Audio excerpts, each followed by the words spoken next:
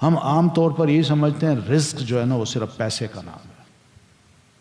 پیسہ نہیں ہے، ایک دو چیزیں اور بھی ہیں. ہماری صلاحیت، قابلیتیں جو ہے نا وہ بھی ایک بہت بڑا رزق ہے. میں کسی شے میں ایکسپرٹ ہوں، میں جانتا ہوں، مجھے پتہ ہے کہ میں اس میں یہ فائدہ دے سکتا ہوں اپنے آپ کو بھی اور دوسروں کو بھی، ماہر ہوں اس میں، تو یہ بھی اللہ کا ایک رزق ہے. پھر اسی طرح وقت ہے، وقت بھی اللہ تعالیٰ کی ایک دین ہے. تو یہ تین چیزیں ہیں، مال، صلاحیت اور وقت. یہ تین چیزیں اللہ کی طرف سے رزق ہیں جو اہل ایمان کو یا ہر بندے کو اللہ تعالیٰ نے نصیب کر رکھی ہیں.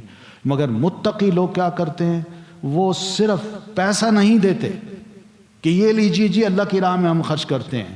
نہیں، جب کبھی بھی دین کو ان کی صلاحیت کی ضرورت پڑتی ہے وہ آگے بڑھتے ہیں، وہ کہتے ہیں میں اپنی یہ صلاحیت دین کے لیے وقف کر سکتا ہوں.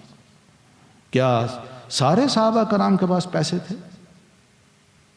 سلمان فارسی کے پاس پیسے تھے، مگر جنگ خندق میں انہوں نے اپنی صلاحیت کا ایک مظاہرہ کیا.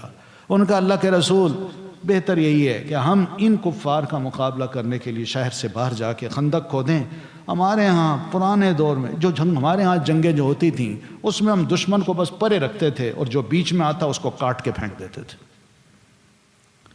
نبی علیہ السلام کو ٹیکنالوجی بڑی پسند آئی، آپ نے اسی وقت لے لی، خندق کھدوا دی. یہ صلاحیت تھی. کئی صاحب ایسے تھے جن تلوار کے بڑے ماہر تھے، کوئی کسی اور چیز کے ماہر ہیں، کوئی راستہ جاننے کے ماہر تھے. سب نے اپنی اپنی مہارت کو دین کے لیے وقف کیا ہے، تب جا کے یہ دین آگے بڑھا ہے. صرف پیسہ دینے سے دین آگے نہیں بڑھتا. پھر اسی طرح وقت جو ہے یہ بھی بڑی دین ہے اللہ تعالیٰ کی، یہ بھی ایک رزق ہے. تھوڑا سا وقت بھی انسان نکال لے. انسان پیسہ کمانے کے لیے وقت نکال لیتا ہے نا، اسی طرح انجوائے کرنے کے لیے بھی وقت نکال لیتا ہے، بیوی بچوں کے لیے وقت نکال لیتا ہے، آرام کے لیے وقت نکال لیتا ہے. تھوڑا سا وقت دین کو بھی دے دے، اس میں دین کو سیکھے، دین کی جہاں دین کے کام ہو رہے ہیں وہاں اپنا تھوڑا سا وقت دے کے وہاں مدد کرے. اس طرح دین سب بندوں کو انوالو کر لیتا ہے، اپنے اندر جگہ دیتا ہے. اور اللہ فرماتے ہیں یہ وہ رزق ہے جو میں ان کو دیتا ہوں. تو متقی لوگ جو ہے نا وہ پھر میری راہ میں خرچ کرتے ہیں، ینفقون، خرچ کرتے ہیں. اور نفق سے ہے یہ ینفقون، نون فا قاف اس کا روٹ ہے. نفق کس کو کہتے ہیں؟ ٹنل کو، دونوں طرف سے کھلی ہوتی ہے.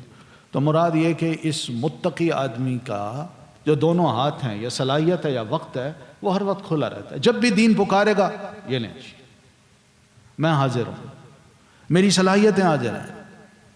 وہ دائیں بائیں نہیں دیکھتا، وہ کہتا نہیں ادھر بھی راہ کھلی رکھوں، ادھر بھی راہ کھلی رکھوں. وہ اپنے آپ کو وقف کرتا ہے.